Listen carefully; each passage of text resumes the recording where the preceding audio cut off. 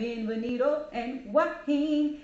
I hope each and every one of you feels welcome. It is Destiny back in the house.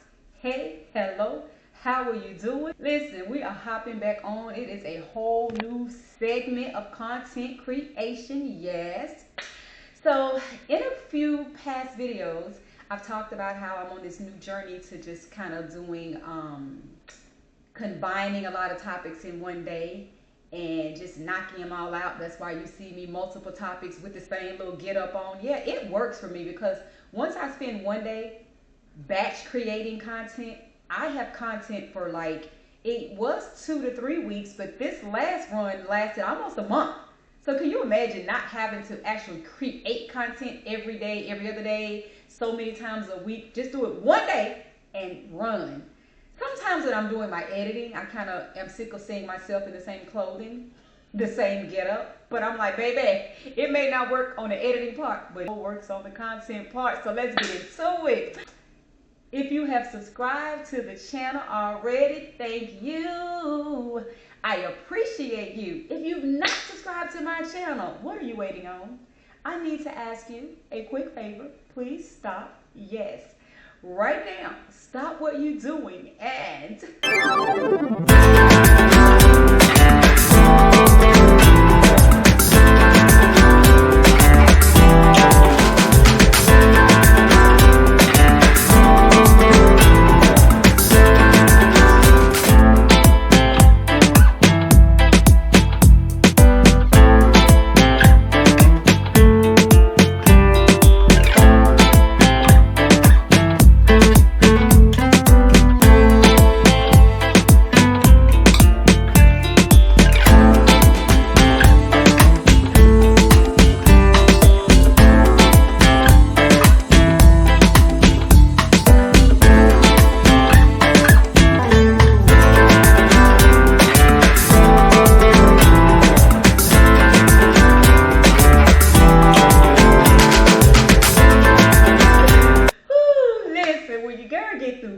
we're gonna hop right on into this topic. Hey, it's Destiny back in the house. Let's get into the next topic. So this one is a question and a topic and some engagement and all the things. Do you have household rules, and how do you navigate that for yourself, for your family members, for your guests? How do you navigate that? Do you have rules? I think it's a big topic because as we've gone past, I would say the past 20, 30 years, people are just doing some different things. Like back in the day, growing up, there was no animals in the house. No animals were in the house. And not to say nobody in the world. People had pets. Not many. Dogs were pets that were outside of the house. Yeah, dogs were outside, chained up to a tree or in a dog house.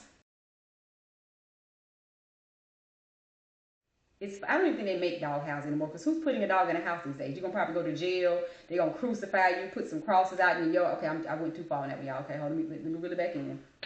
Nobody's putting dogs outside, okay? So pets are in the house today. So people are navigating their households much differently than when I grew up. Way, way differently, okay? And so with that being said, pets are all over the place. I think back then, if a pet was in the house, a pet knew its place. Baby, you probably was just in a corner in a house and knew not to go nowhere else in the house. I don't know. I don't remember friends and neighbors having pets in the house to even remember what that looked like. And don't get me wrong, people had pets in their houses, more cats than anything, and other animals, you know. But I mean, not saying more animals, more pets like fish, you know, a fish tank, you know, a cat. Anybody that was wild enough to have a snake in a tank, things of that nature. But yeah, it just wasn't like it is now, where animals are accepted into homes as family members. They don't have, they still make them. They make them. I see them. Pet beds, but the animals sleep in your bed, so that's not even a rule. And I've talked about it in the past. I love cats. Love cats. Love. Did y'all hear me? I love cats.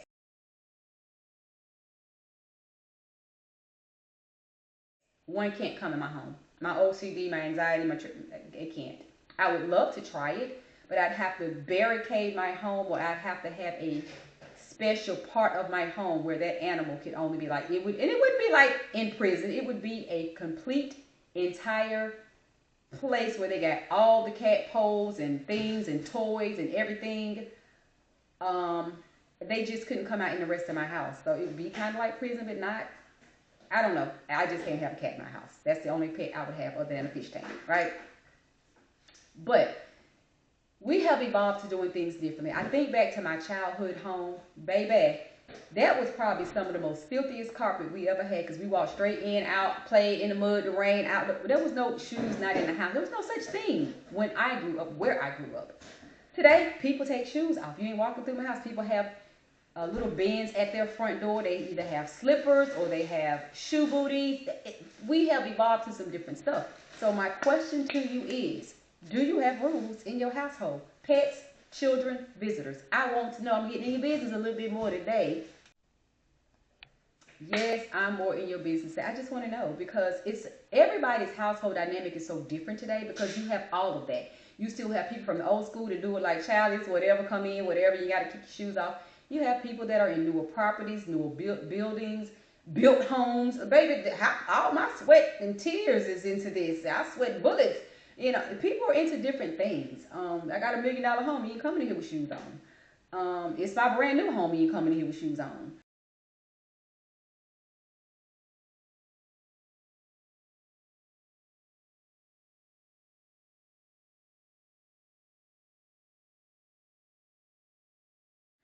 You could come, but your dog can't come. People have so many things. So I'm just interested in getting a little bit into y'all's business about that. What do you have as far as household rules? Do you adjust those to outside guests or even specific guests? Let's say your mama could come to your house and do what she want, but your cousins can't. Like mama can walk through with her shoes on, but your cousins, y'all didn't give birth to me. Take them shoes off. But to me, that would defeat the purpose because if you don't want dirty carpet, then even mama's shoes can't walk across the carpet. You see where I'm going with this? So I really want to know: do you have rules and do you stick to them? Are you a stickler to your rules, or do you lighten the load because oh my gosh, it's not 2 people coming in, it's 10 people coming in. So I ain't trying to navigate 10 people following all the rules. Just let them do what they want to do. We'll figure it out when they leave. Like, how do you navigate that? I've always lived in this space for the most part. I just don't do visitors. I don't do guests for no particular reason. Have I? Absolutely. One of my sisters may be watching the channel. She may be watching the video. And I won't say too much about it because I don't want to dredge up a very personal situational story. But I had a sister years ago need to stop by and just kind of camp out for a night. She had a situation going on in her personal life. And because she's such a dear friend, so close to me, love her to pieces, I felt like I owed her that. And again, for another story that I'm not going to talk about, but something huge she did in my life for me in a time of need, I would probably always feel like I could never repay her for that. So that was a time she came and needed to stay in my home. And I'm not a very big guest person. Anybody can ask me to do that, and I would have said no. She absolutely was not going to get a no. Couldn't find it in no part of me. My heart, no. Couldn't say no. It was an automatic yes.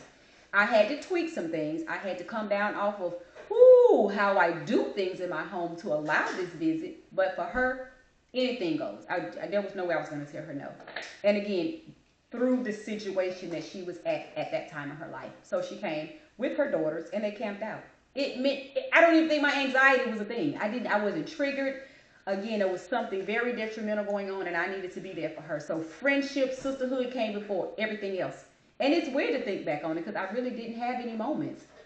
I just, like I said, if you have guests in your house, I cleaned up the house the way I would clean up after guests. And I wasn't like, oh my God, they freaked me out. They were in my house. It was none of that, which is interesting. So yeah, but it was a love there. It was a love and a need for a sister. And I'm gonna, like I said, I'm a ride or die. I'm like 4 flats. I'm down with you. And that's just what that was in that situation, that scenario. So for me, it was super easy, but be mindful. It was hard initially because when I get the phone call, I didn't know what the question was going to be. And it was hard because typically my answer would have been no. But I had to revamp everything in my brain. Who was calling me, what she was going through, and why she needed it. Automatic yes. So that happened, and it was cool. I did my thing as a sister. I loved on her while she was there. We got up, took them out. We had, I don't know if it was breakfast or brunch, sent them on their way, and I did my due diligence for a sister. I've had another situation where one of my buddies was just camping out. It got too late. Girl, camp out. I got a couple of rooms, or you can camp out on the sofa, whatever makes you comfortable. Camp out. I ain't sending you almost 2 hours back down the road this time of the morning because we just sat up talking, eating pizza, chilling, just kind of just hanging out. I think it was like 1 o'clock in the morning. I'm like, yeah, you gonna get home at like 2 or 3, and just stay here. Again, it was uncomfortable, but I did it. So one thing about me, I can get out of my headspace with OCD to make things happen when need be and if need be. And another thing I want to add to this topic before I close it out. If you think about, meaning if you ever watched the show, I'm talking about 8. Kate plus 8. I watched that show, y'all, and I was just in awe at how structured that sister had all 25,000 of them kids she got. I loved it. And so, to me, there's no excuse to have children with a messy, disgusting, nasty house, and it be the reason. But to have children and you use it as an excuse that your house, no, baby, because there's a mother that was on TV for many years, 8 kids, and it was a little sad in some scenarios, certain scenes, because they looked like they were just like in a boot camp. They in their home, but they had, she would get an assembly line. They gonna all fix their lunches, all contribute this, all contribute in cleaning. But I loved it because she did not have to have a nasty house. She had some structure and things were organized. And so there's no excuse for any other mother unless you're just a person. Some of us are just not equipped to be homemakers.